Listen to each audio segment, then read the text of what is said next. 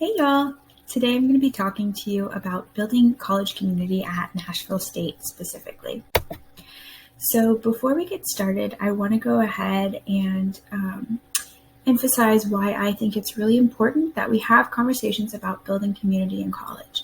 You might be thinking to yourself, I have a community already. I have plenty of friends and family that I talk to every day, and I don't need your help telling me how to keep that community going. But I want to make sure we're going into this understanding that community can mean a lot of different things, and that can be from friends and family that you hang out with on the weekends or call when you're stressed out, to college professors who help you explore career options and make sure that you're staying on top of your classes, to college counselors who help you apply to jobs or make sure that your basic needs are being met. And this is especially important as you're going through this transitional time of college, when you're making decisions about your future, and sometimes you need those additional support systems. And I just want to make sure that you're going in with all the knowledge that you can have to ensure that you're building the strongest community that you can, that's going to be most supportive to you and really empower you to be your best self in college. Additionally, I want to make sure we understand that everyone's experience is going to be different. So if you're going through this presentation and feeling like some of the things I'm suggesting might not be that helpful to you, that's okay. I encourage you to continue to pay attention. They might become helpful to you in the future. You might be able to refer some friends to these things. But additionally, I want to take some time to allow you guys to think about your experiences and your expectations for college and how that might influence your need to build community, where you're going to look for that community, and things like that. So this might be influenced by things like your special interests, what you want to do in the future, or special interests like your hobbies. This might influence what clubs you join, what kinds of friends you're making, if you want to start your own club, things like that. Maybe you're balancing work and school. How does that change what kind of support you need in the classroom, or how you can schedule your classes and what professors you can take? Maybe you're taking online courses. How does that impact the ways you build campus community and community in the classroom, specifically with your professors or your classmates? How can you take these tools and make sure that they're working for your specific experience? So with that being said, go ahead and jump right into who makes up a college community. So I've listed 4 main groups that come to mind immediately when thinking about a college community. So we have peers. So this is anybody who's a fellow student on campus like you. These can be students in your classroom, people that you just see walking on campus, people in your clubs, things like that. Anyone that is a fellow student. There are also faculty, so these are professors or anyone else that's teaching a course that you're taking. There's staff, so these are all the other employees, which Nashville State has tons of, that aren't professors. So these people can be really great resources that you sometimes might need to seek out or know about a little bit more, because you're not meeting with them every day the way that you might with professors. But these are anyone from the janitor to a college counselor who might help you apply for jobs or help you fill out applications or help you with your resume. This could also be any healthcare providers that the college brings in, things like that. There's also the broader community that I think is important to address. So this is just anyone that's not directly affiliated with Nashville State, but who you might interact with either in or outside of Nashville State Community College. So this can be your friends and family, and I want to acknowledge that they are such an important part of your network of support. But also might be a boss that you intern with, somebody that has a job that you really would love to have or explore one day. These are great connections to make that are outside of the college community that will really impact your college experience and your future. So it really gets as broad or as narrow as you want it to. So first, I'm going to jump into how you can build community with your peers. This might seem like the most obvious one. You're like, I know how to make friends. Got it. But I want to acknowledge that there are both formal and informal ways to build that community. And I encourage you to utilize both types of peer community. So I've listed a few of the more basic, straightforward ways that you could build this community, and I'll go more in depth on some of them. But Nashville State offers a peer mentoring program, for example. You could always form a study group with people in your class if you have an exam coming up, or if you just know that you need another friend to hold you accountable, to make sure you have the appropriate notes, to ask any questions or bounce questions off of. These can be really great resources that are maybe a little more informal, but can be really helpful to your success in college. You might want to get involved with student government, which I'll expand on a little bit later. And there are tons of student organizations catered to all different interests that you could definitely explore. So first, I'm going to talk about peer mentoring at Nashville State. I want to start out by noting that currently they only offer peer mentoring at the main campus. So if you're at Southeast, this might not be available right now, but I think it can still be a really great program to learn about in case they bring it to Southeast. You could even, if you feel like you could really benefit from this, maybe advocate for this to be a program.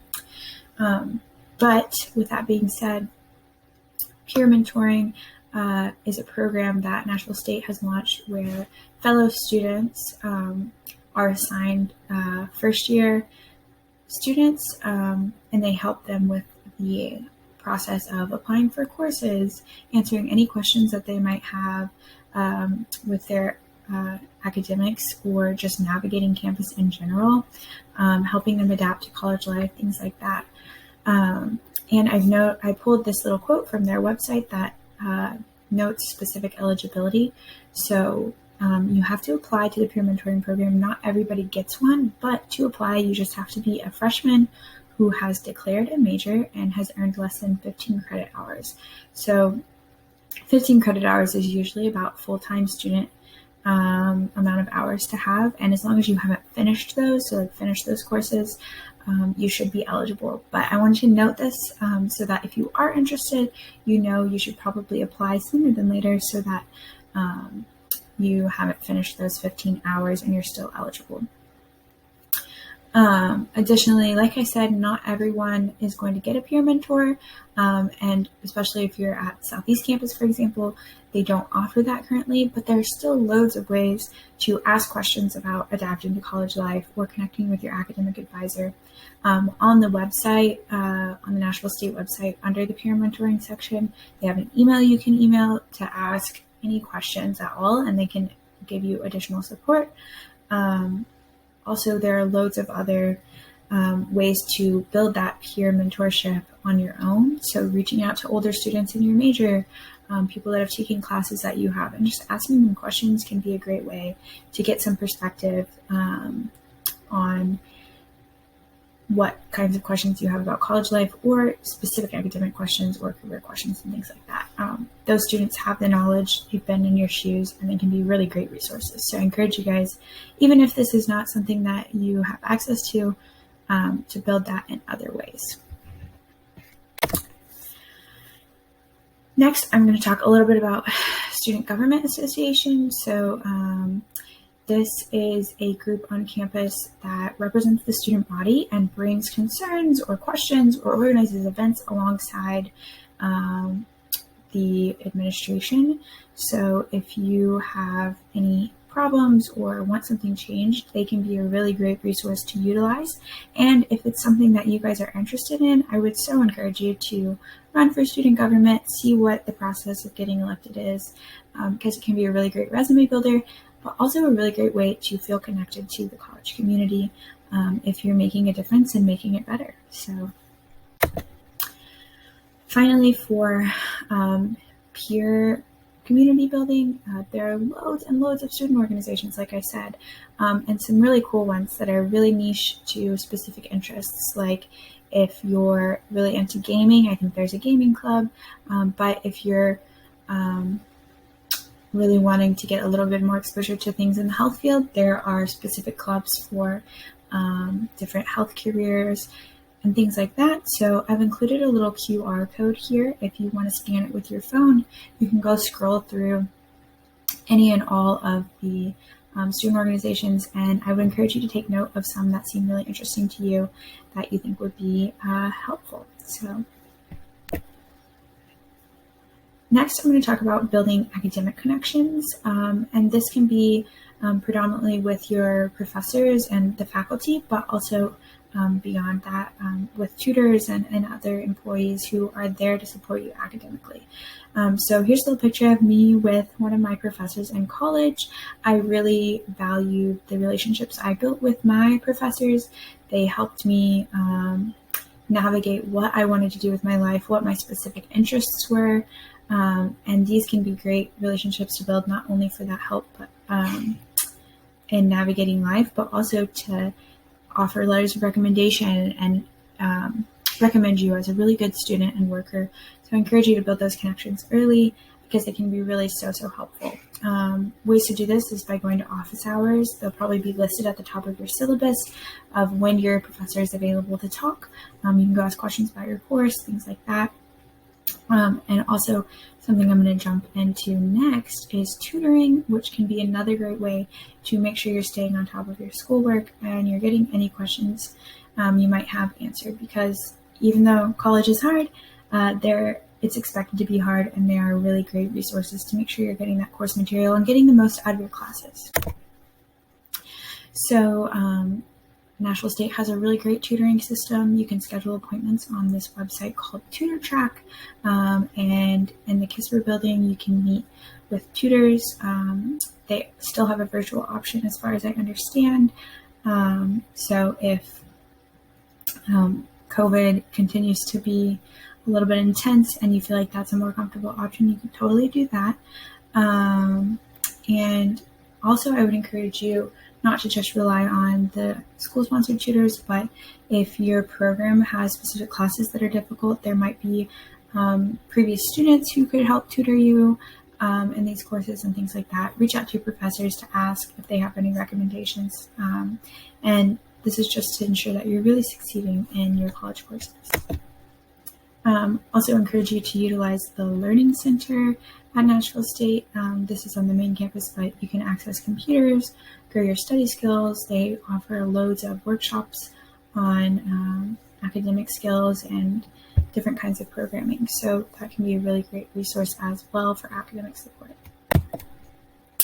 Also, there are loads of other student support services that don't just meet those kinds of academic needs or student interest needs. So there are academic accommodations that I think it's important to know about if you need additional time on tests and things like that. Make sure you're asking for that support so that you're really getting what you need in the classroom. Additionally, there's all kinds of great supports for basic needs like food. If you're struggling finding food, there's a food pantry that you can access for students. There's childcare options for students that you should really look into if that's something that you need help with, so you can focus on your studies. There's some assistance with textbook purchasing if you're finding textbooks to be really expensive and like that's a cost you're not sure you can cover. Don't be discouraged. Ask for help because textbooks can be expensive, and I encourage you guys to really utilize that resource. It's a really great one.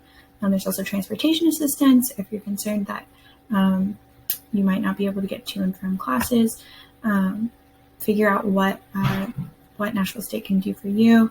And then there's also counseling services if you're struggling with your mental health, just really stressed out, or if you just need someone to talk to. I encourage you to utilize those resources because you want your mental health and state to be strong so that you can be a strong student and do what you need to do.